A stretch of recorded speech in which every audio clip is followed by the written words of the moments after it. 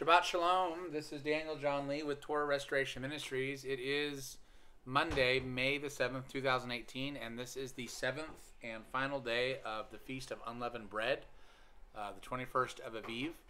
The scripture says we're to have all leaven out of our homes and only have unleavened bread from the 14th day at even until the 21st day at even, which would be tonight, Monday evening, May the 7th. So these have been the 7 days of unleavened bread, also known as Passover week.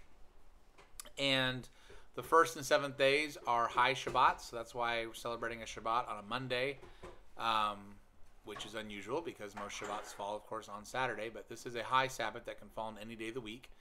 And the seventh and last day happened to fall on Monday this year, May the 7th. And a lot of people kind of wonder what to do for the seventh day of unleavened bread as you're closing out Passover week. But basically, I mean, it is a high Sabbath. It is a day that we're commanded to have a holy gathering, like on a regular Shabbat or on the first day of unleavened bread. When Joshua crossed over the river Jordan, we know that he crossed over right around the 10th day of Aviv when they were getting ready for the Passover, and they got circumcised. Everyone got circumcised to prepare themselves for the Passover lamb, and they actually had the Passover on the shores of the Jordan. So because of the timing of that, it's my belief that the 7 days that they marched around Jericho correspond to the 7 days of unleavened bread, which means on this day, the seventh day of unleavened bread, was the victory day. This was the day in which the walls of Jericho came tumbling down, and the Israelites got their first victory in their conquest to recapture the Promised Land for Israel. So, so this is a day of huge victory when the walls come tumbling down. When those walls in Jericho came tumbling down, and Rahab and her family were spared because of her faith and willingness to protect the two spies. This is the beginning of entering into the Promised Land, the seventh day of unleavened bread.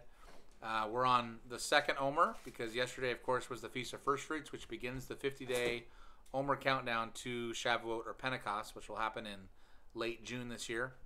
So we're in that 50-day stretch between now and Shavuot.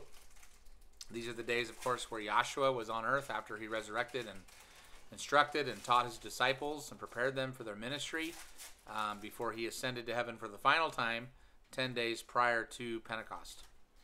So so this is a very important day. Of course, it's the final day of this 7-day long feast. Actually, technically 8-day, because if you count the day of Passover, which kicks off everything, it's sort of an 8-day feast, mirrors Sukkot in the fall.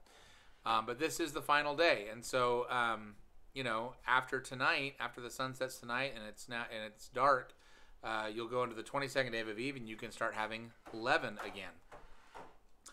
But it's a day of celebration. It's a day of, you know, closing up the Passover week that hopefully you've been celebrating all week long and meditating on Yahshua's death, atonement, burial, and resurrection, which is all so beautifully pictured throughout the feast days, you know, that we've just celebrated.